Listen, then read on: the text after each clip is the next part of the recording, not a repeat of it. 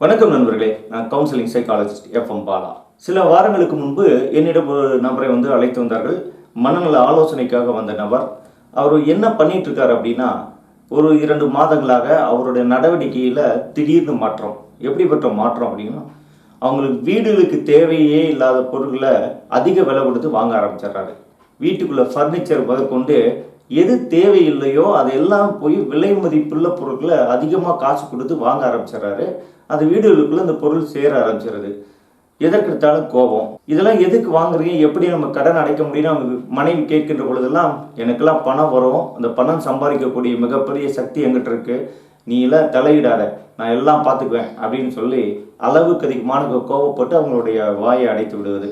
இந்த தொடர்ந்து கடந்த 3 மாதங்களுக்கு மேலாக நடந்தது. விளைவு என்னாச்சு அப்படின்னா, அவருடைய கடன் சுமை அதிகமாகி ஒரு கட்டத்தில் அவர் தற்கொலை முயற்சிக்கு போகிற சூழ்நிலை உருவாகிறதுனால நம்மளிடம் மனநல ஆலோசனைக்கு வருகிறார்கள்.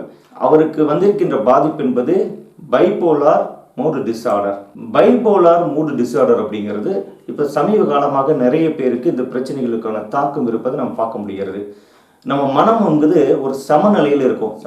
இயல்பாக இருக்கின்ற மனநிலை, சில நேரங்களில் கோபம் வருகின்ற பொழுது கோபத்தை காட்டுகின்ற மனநிலை, வேகமாக அவங்க செயல்பாடு இருக்கும், சில நேரங்களில் சோர்வடைகின்ற மனநிலை. இந்த 3 விதமும் இருக்கும். அதில் நடுநிலையாக இருக்கின்ற அந்த மனநிலை எல்லாருக்கும் நார்மலாகவே இருக்கிறது. இந்த பைபோலார் டிஸார்டர் அப்படிங்கிற குறைபாடு என்ன அப்படின்னா, இந்த மனநிலையானது திடீர்னு ஒரு கட்டத்தில் உச்ச நிலைக்கு போயிடும். இந்த பிரச்சனைக்குள்ளானவர்களுக்கு என்ன மாதிரியான நடவடிக்கை இருக்கும் அப்படின்னா, தன்னை அறியாமே அளவுக்கு அதிகமாக கோபப்படுவார்கள். சின்ன விஷயத்தை கேள்வி கேட்டால் கூட 10 முறைக்கு மேலே தேவையில்லாமல் கடன்னு வார்த்தைகளை கொட்டிக்கிட்டே இருப்பாங்க. திடீர்னு ஜம்பிங் த டாபிக், ஒரு டாபிக் பேசிட்டு இருந்தாங்கன்னா அடுத்த டாபிக் திடீர்னு தாண்டி அந்த டாபிக் பற்றி பேச ஆரம்பிச்சிருவாங்க. ஒன்றுக்கு ஒன்று சம்மந்தம் இல்லாமல் இருக்கும். அப்புறம் தன் மீதான மிகப்பெரிய சக்தியும் நம்பிக்கையும் அளவுக்கு அதிகமாக வந்ததுனால் ஒரு அதீத நம்பிக்கை, ஓவர் கான்ஃபிடன்ஸ் அவர்களுக்குள்ள வந்துடும். திடீர்னு அளவுக்கு அதிகமான மகிழ்ச்சியோடு இருப்பாங்க. என்ன காரணம்னே தெரியாமல் பயங்கர சந்தோஷமாக வீட்டில் இருக்கிறவங்களை தூக்கி சினிமாவில் வர மாதிரி அப்படியே கரகாட்டம் சுற்றுவாங்கல்ல, அது மாதிரி தூக்கி கொஞ்சம் எல்லாம் நடந்திருக்கு. இந்த மாதிரி மகிழ்ச்சி, அளவுக்கு அதிகமான மகிழ்ச்சி இருப்பார்கள். காரணமே இல்லாமல் ஒரு விதமான இரிட்டேட்டிங் அதிகமாக இருக்குது. சின்ன சின்ன விஷயங்களுக்கு கூட ஒரு பதட்ட நிலையிலே இருப்பார்கள். இதெல்லாம் அவர்களுக்கான அறிகுறியாக இருக்கும். இந்த 3 மாற்றங்கள், அவங்களுடைய மனநிலை மாற்றத்தில் இந்த பைபோலார் டிஸார்டர்கள் ஏற்படுகின்ற 2 விதமான ஒரு மனநிலை மாற்றம். ஒன்று போனா உச்சம், இன்னொன்று கீழே. இந்த நான் சொன்னது இப்போ சொல்லிட்டு இருக்கிறது அதிகப்படியான உச்ச நிலையை அடைகின்ற இந்த மேனியா, உணர்ச்சி வசப்படக்கூடிய நிலை அதிகப்படியாக இருக்கும் அவங்ககிட்ட. அவருடைய மனசுக்குள்ள எந்த நேரமும் மிகப்பெரிய ஒரு எண்ண ஓட்டங்கள் ஓடிக்கிட்டே இருக்கும். அது எப்படிப்பட்ட எண்ண ஓட்டங்களை, புதிய புதிய ஐடியாக்கள் வந்துக்கிட்டே இருக்கும். தனக்கே ஒன்றும் செய்ய முடியலையே, ஆனால் அடுத்தவங்களுக்கு போய் ஐடியா கொடுத்துட்டு இருப்பாங்க. ஒரு தொழில் தொடங்கி அதனுடைய அனுபவமும் எதுவுமே இல்லைன்னா கூட அந்த தொழிலில் மிகப்பெரிய வெற்றியாளராக வரப்போகிறேன். திடீர்னு ஒரு செய்தி பார்க்குறாங்க, உலகத்திலேயே மிகச்சிறந்த ஒரு கம்ப்யூட்டர் துறையில் யாரோ ஒருத்தர் பல்லாயிரம் கோடி ரூபாய் சம்பாதிச்சிருக்காங்க அப்படின்னா அடுத்த நிமிடமே என்னால் அந்த முடியும் அப்படின்ட்டு சம்மந்தமே இல்லாமல் அவர் இருக்கிற நிலைக்கும் அந்த தொழிலுக்கு சம்மந்தம் இருக்காது. ஆனால் அதை சார்ந்த வேலையில் ஈடுபட ஆரம்பிச்சிருவார்கள். நிச்சயமாக நானும் அவருக்கு போட்டியாக பாருங்க, ஒரு 2 வருஷத்தில் உலகத்திலேயே தலை சிறந்த ஆளை நான் மாற்றி காட்டுறேன் அப்படிங்கிற எண்ண ஓட்டம் வந்துடும். அதற்கான வேலையில் இறங்கிடுவாங்க. அதுதான் அங்கே அவர்களுக்கு பிரச்சனையாக இருக்கும். அந்த பிரச்சனை அவர்களுக்கு மட்டும் இருக்காது, அவர் குடும்பத்தில் இருக்கிறவர்களுக்கு மிகப்பெரிய இடைஞ்சலாக இருக்கும். இன்னும் இயல்பாக இருந்த ஒரு மனுஷன் திடீர்னு ஒரு நாள் இந்த மாதிரி ஒரு மாற்றத்தை உருவாக்கி ஒரு தன்னுடைய நடவடிக்கையிலே மாறுகின்ற பொழுது குடும்பத்தில் இருப்பவர்கள் மிகப்பெரிய பாதிப்பு உள்ளாவார்கள். பேலன்ஸ்டு நிலைமையை விட்டு எக்ஸ்ட்ரீம் டாப்புக்கு போனால் இந்த மாதிரியான செயல்பாடு இருக்கும். சந்தேக உணர்வு அதிகமாக வர ஆரம்பிச்சிடும். எதற்கெடுத்தாலும் சந்தேகப்படுவார்கள். இது ஆரம்ப கட்டத்தில் தோன்ற அறிகுறிகள். இந்த அறிகுறிகள் மற்றவர்களுக்கு இருக்கும்னு கிடையாது, நமக்கும் சில நேரங்களில் ஏதாவது இருக்கலாம். இது தோணுச்சு அப்படின்னா உடனடியாக நீங்கள் அருகில் இருக்கிற மனநல ஆலோசகரையோ இல்லை மனநல மருத்துவரையோ பார்த்து விட்டால் ரொம்ப நல்லது. இது உச்சம் என்ன ஆகும் அப்படின்னா, இந்த உச்சத்திலேயே உச்சநிலை கொண்டு போய் சேர்கின்ற பொழுது என்ன ஆகுன்னா, இவர்களை வெளியிலிருந்து ஒரு குரல் இயக்கிற நிலைக்கு வந்துடும். எங்கோ ஒரு குரல், டெலிஷன் சொல்லக்கூடிய அந்த ஒரு குரல் வெளியில் இருந்து ஒரு குரல் காதுக்குள்ளே கேட்க ஆரம்பிச்சிடும். அவர்களை அந்த குரல் தான் இயக்கி கொண்டு இருக்கும். ஓடு, இது சரியான இடமில்ல, ஓடுனா ஓடுவாங்க, குதின்னு சொன்னால் குதிப்பாங்க, அவர்கள் உனக்கு எதிரான அடின்னு சொன்னால் கூட அடிச்சிருவாங்க. சில நேரங்களில் நீ வாழ்வதற்கு தகுதியற்றவன் அப்படிங்கிற ஒரு கொண்டு போச்சுன்னா அது எக்ஸ்ட்ரீம் ஹார்மிங், மற்றவர்களுக்கு கொடுமைப்படுத்துகிற காயப்படுத்துகிற செயலெல்லாம் ஈடுபட்டுருவாங்க. சமீபத்தில் சீசான்னு ஒரு திரைப்படம் ரிலீஸ் ஆச்சு, நீங்கள் பார்த்துருப்பீங்க.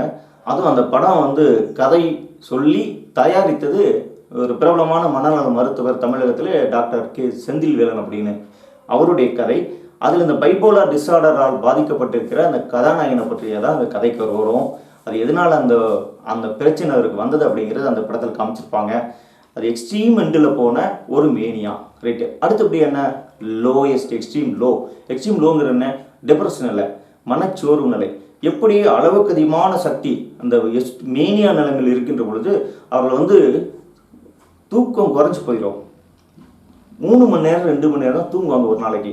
ஆனால் தூங்குனால் கூட அதற்கப்புறம் எழுந்த பிறகு மிகப்பெரிய சுறுசுறுப்பாக இருப்பாங்க. அன்பிலீவபுளாக இருக்கும் அவங்க நடவடிக்கை. தூக்கத்தான எனக்குலாம் 1 மணி நேரம் தூங்கினா போதும், 2 மணி நேரம் தூங்கும்போது ப்ரோ ஆக்டிவாக இருப்பாங்க. அளவுக்கு அதிகமான ஆக்டிவ். நிச்சயமாக ஒரு மனிதனுக்கு 6 மணி நேரம் தூக்கம் அப்படின்னா தூங்கினா தான் அது ஸ்ட்ரெஸ் இல்லாமல் இருந்தால்தான் அவர்கள் அடுத்த நாள் வந்து உற்சாகமாக வேலை செய்ய முடியும், போக முடியும். ஆனால் இந்த பைபோலார் டிஸார்டரால் பாதிக்கப்பட்டவர்கள் யாரும் இருந்தார்கள் என்றால் அவர்கள் தூங்கி எழுந்த பிறகு அந்த 2 மணி நேரம் 3 மணி நேரம் தூக்கம் இருந்தாலே இந்த குறிப்பிட்ட அந்த எபிசோட் மீன்ஸ் இந்த குறிப்பிட்ட காலம் 3 மாதம் 2-4 மாத காலகட்டத்தில் இந்த வேகமான அதே செயல்பாடு இருக்கும். நம்ப முடியாத அளவுக்கு அந்த தூக்கம் இல்லாமல் போனால் கூட வேகமாக இருக்கும். சரி, அப்போ இன்னொரு எண்ட் என்ன, எக்ஸ்ட்ரீம் லோயர் மூட் அவுட். இந்த மூடு என்ன ஆகுனா இந்த நிலைக்கு மாறுகின்ற பொழுது அவர்கள் சோர்வடைந்த நிலையில் இருப்பார்கள்.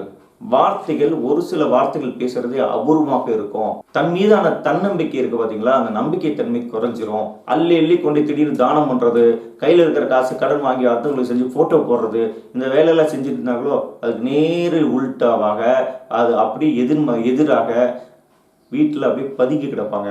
யார்கிட்டையும் பேச மாட்டாங்க. ஒரு தனிமையை தேடி போகின்ற நிலைமை அதிகமாக இருக்கும். வார்த்தைகள் குறைவாக இருக்கும். இந்த மாதிரியான நேரத்தில் அவர்கள் தங்கள் மீதான தன்னம்பிக்கை குறைஞ்சிரும். இந்த பூமியில் வாழ்வதே நமக்கு பாரணும் ஒரு மனநிலை வந்துடும். துரதிருஷ்டவசமாக சில பேருக்கு தற்கொலை எண்ணம் வந்துடும். அந்த முயற்சியிலும் ஈடுபடுவார்கள். அது அவர்கள் வீடுகளில் இருப்பவர்களுக்கு மிகப்பெரிய பாதிப்பை உண்டாக்கும். இந்த பைபோலார் டிஸார்டர் இதோடைய குறைபாடு இருக்கு பார்த்தீங்களா, இது உருவாவதற்கு காரணமாக பிசிக்கலாக நம்ம பார்த்தோம் என்றால் இல்லை உள்ளுக்குள் நடக்கப்படுகின்ற அந்த ரசாயன மாற்றத்தினுடைய விளைவு. சரி, உள்ள நடக்கின்ற ரசாயன மாற்றத்துக்கு ஒரு காரணம் இருக்கணும்ல. சில பேர் என்ன ஆகுனா அவங்களுடைய கனவுகள் பொய்த்து போகின்ற பொழுது, ஒரு ஏமாற்றம் வருகின்ற பொழுது, தன்னம்பிக்கை தன் மீது குறைகின்ற போது ஒரு விதமான மனச்சோர்வு வரும்.